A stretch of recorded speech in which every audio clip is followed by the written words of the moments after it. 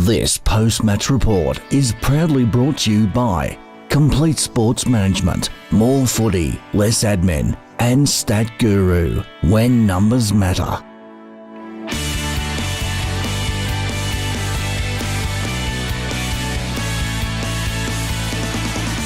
Good afternoon, everybody, and welcome to Stradbroke Park. We've had the game of the season here this afternoon between Q Rovers and Fitzroy. It was a goal after the siren by Sam Tucker who decided this game, with the Rovers emerging 2-point victors. I'm here with the coach of Fitzroy, Dale Williams. Dale, no loss is a good one, but this must hurt. Yeah, no, that was tough, and it is that last kick of the day, especially when we played so well all day, and we just let it go in that last little bit, and that's what happens against good teams, and they're a really good team. You've already played Q once this season already at this ground, and they won quite comfortably, but you looked a lot better today. What was the message to the players during the week? We really wanted to control the footy and hold the footy, and not just let them run away with it. So that was basically the plan right from the start of the game, just to hold the footy and chip it around and keep possession of the ball. So and that's what the boys did. They went out there and they implemented it really, really well. So yeah. One player I want to comment on is Adam Machili. He was really good through the midfield, especially early. What did you make of his performance? Yeah, no, sensational. Adam was sensational. Look, as I said, Matt, after the game, there wasn't one player that didn't make a really great contribution against a team like this today, and that's what we asked for that. Yeah, we challenged the guys before the game, to really relish the challenge and really just love it. Get in there and just love the challenge, and they really did that. They rolled their sleeves up and got stuck into it. And Adam was fantastic, but there was a lot of really, really good players that really put in today. So, and that's what you need to do against these top sides. It just shows you're never done until the siren goes. Was there a structural focus or a specific tactical focus on the game today? Because you spoke about the players relishing the challenge of playing the top side, but was there anything tactically that you spent some time on during the week? Yeah, I'm not sure whether I'm supposed to tell you that, mate.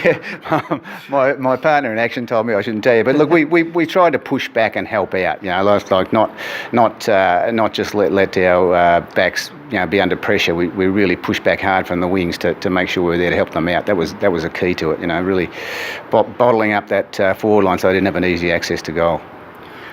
I think today you showed a lot of mental improvement because Q came out in the second half and played really well, and they got a lot of repeat entries inside 50, but they weren't able to score. Yeah. But then at the other end, you were able to get a goal late in the third term. How important do you think that was to the team to be able to prove that they can withstand challenges from top sides in a quarter of football and be able to still emerge victorious in the term? Yeah, look, I think that was really, really important. Like, just the whole day was really important for us. We've set a benchmark now, the way we play and the contribution needs to come from everybody, and they realise that. So, hopefully from here on in, we've got 4 games to go, and we want to win every one of those games. So we're going with that sort of attitude. We'll go pretty close. Thank you for your time, Dale. Bad luck today, unlucky, but your team played very well. You should be very pleased with how they played as a team. Best of luck for the rest of the year. Okay, thanks, Matty. Good on you. Dale Williams, the coach of Fitzroy. We're going to throw it over to Patrick Burton now, who is with Q Rovers. Thanks for that, Matty. I'm joined by assistant coach of the day and the media personality of the Q Rovers, Declan McLaughlin, and going to halfback for the Rovers, Hugo Mackay's had a really impressive year. I'll start with you, Hugo. Kick after the siren to win the game. It's every boy's dream. It wasn't you today, but what a great win it was for the boys. Yeah, it was an incredible win.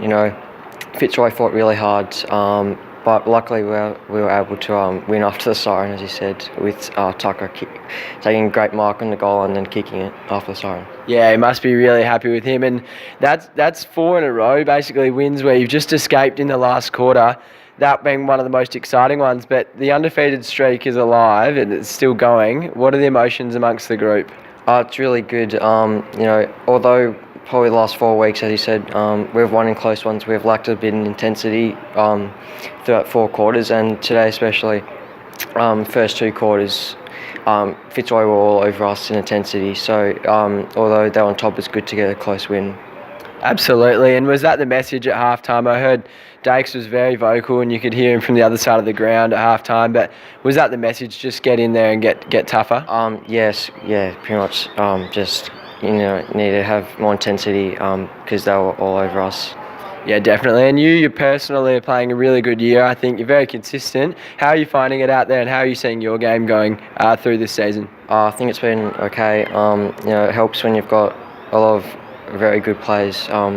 Just getting you the ball and just working well with you, and when everyone does their role, makes my job a lot easier. Definitely does, and they're a very unselfish team, Declan. They like to palm off the praise of each other, but they don't say anything about the coaching staff. What was the emotions in the coach's box today? Oh, well, we were very nervous all game, really. We knew Fitzroy were going to come out absolutely firing because, it's a very crucial game for their season. So we tried to keep the boys at a high intensity. Unfortunately, we weren't really able to get that four-quarter performance. But, yeah, very nervous, especially in that last few minutes. Needed... Good to have a sit down afterwards. Absolutely, and as I mentioned to Hugo, the close games are becoming a bit of a trend. Are you guys working on that in the paddock during the week, or what's the go during the week? What are you focusing on? Definitely working on it. For the start of the season, we've been kind of trying to ease the boys, not have too much of a intensity at the trainings because we know a lot of them are playing multiple games, so we're just trying to ease them into the season and try and peak at the right time. But we've had a lot of tough games and it's very even competition. And even though we get to lose, we could have lost a lot of games. And it's just a credit to the boys, a good side with some really good players, able to get that clutch moment or two in the last quarter to get us over the line. Definitely is. We've enjoyed watching you guys. Everyone should turn up to the Q Rovers each and every week, to be honest. We're getting game after game, ripper after ripper. Thanks for joining me, boys. It's once again repeating from Stradbroke Park. The Q Rovers have won by a kick after the siren in an epic thriller. Until next time, thanks for joining us.